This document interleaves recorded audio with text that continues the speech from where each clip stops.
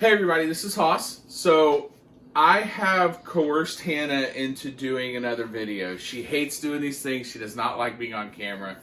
Show her some love so she knows that she's appreciated on camera.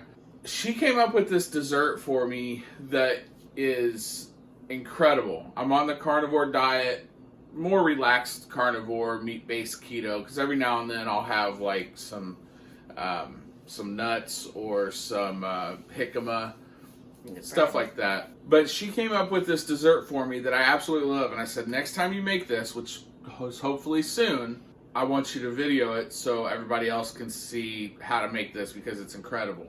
Before she does this, I looked at her weird and I said, is this for dinner? And she goes, yeah. I said, what are you cooking? Because I've never seen foil in the crock pot. And she goes, well, we're having the pulled pork tonight, and it was put in frozen, and so it was too big to fit in the crock pot.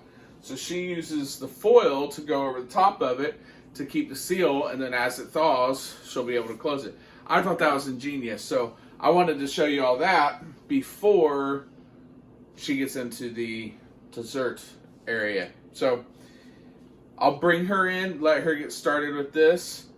You have to try this dessert. It's simply incredible. And don't forget, show her some love in the comments. All right, so Haas likes Jell-O, the grown man that he is. That's his favorite dessert. So what it is it's going to be, I have my 1 cup in here. I'm going to start boiling. And then the other cup of water is usually just cool water, but this one is ice water. And then I have to make some whipped cream, which I just use heavy whipping cream, and I add a little bit of monk fruit, powdered sugar to it to sweeten it a little bit. So I'm going to go ahead and use the immersion blender to whip this up, and then once that starts boiling, then I can mix the Jell-O in and then kind of mix everything together.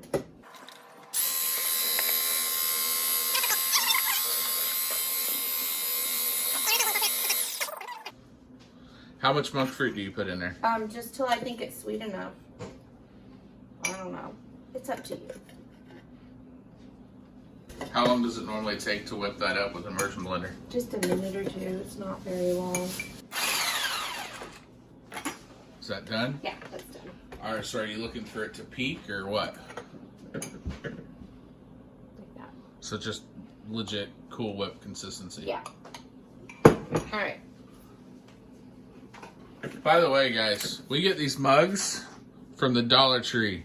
I freaking love these mugs. They ice really well, too, for you imbibers. And this is sugar-free Jell-O, right? Yeah, sugar-free Jell-O, strawberry. I think it was the only one they had.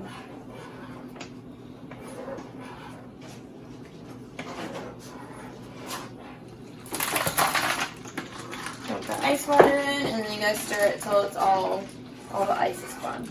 You put ice water in it? Mm-hmm. So how do you get those ratios to work? It's the same as when you make regular Jell-O. You use 1 cup of water to boil and then 1 cup of cool water.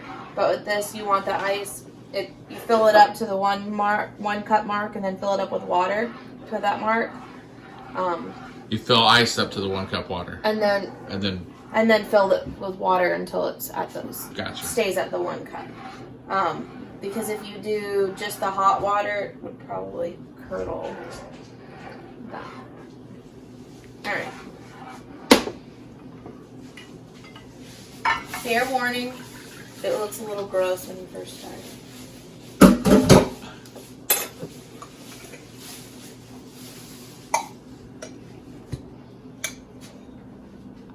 Put all this in here, and then you stir it until it's all together. I don't know. Until it's what? Completely mixed.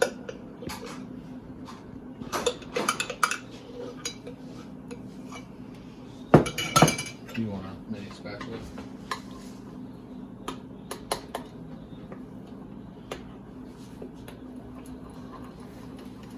Did you say it looks gross when you make it? Yeah, it looks gross at first until it's all completely mixed in. Oh. It tastes delicious. It looks like chunky strawberry milk.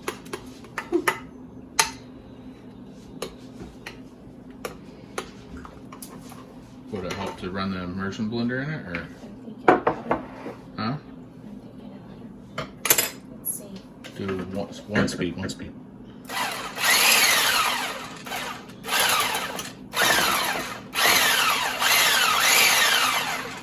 Maybe use the other attachment. That's what I was looking for.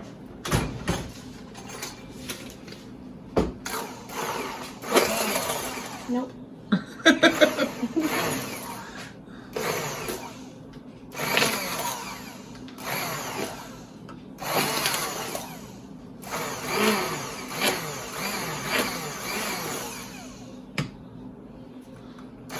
This might give it a little different texture because I didn't use this attachment last time.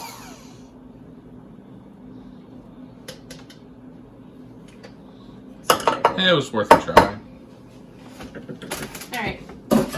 There you go. And you just let it set like... Alright everybody, so we let this sit overnight. It tastes really good. However, when we were making it, that was a last second decision to see if the immersion blender would work once we put everything in. It works. There's a clear separation between the gelatin and the cream.